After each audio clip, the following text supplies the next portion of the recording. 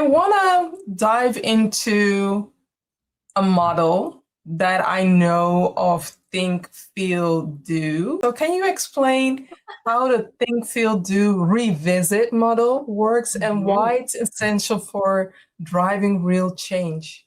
Yeah, it's a model that we use in the world of communications, which is where I spend my Mhm. days. And, I tell people communication is all about connection. That's how we connect as human beings.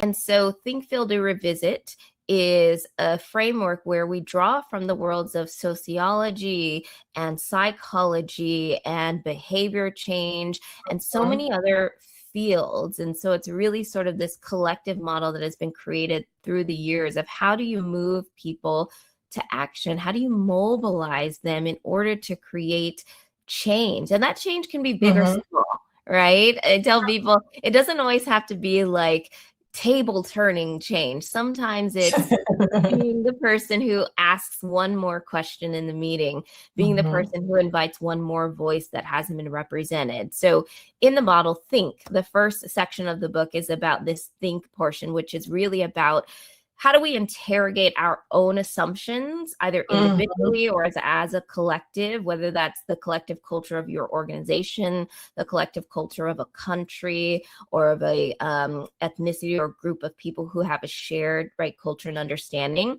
and also Mhm. interrogating history. How did our organizations come to be? How did these norms that we accept come to be? And I talk a lot about that in the book, of even how did we come to this acceptance of nice as the way to be, as sort of this hallmark of behavior of, nice people will thrive, nice people will get ahead. So that's the think section, interrogate assumptions and history.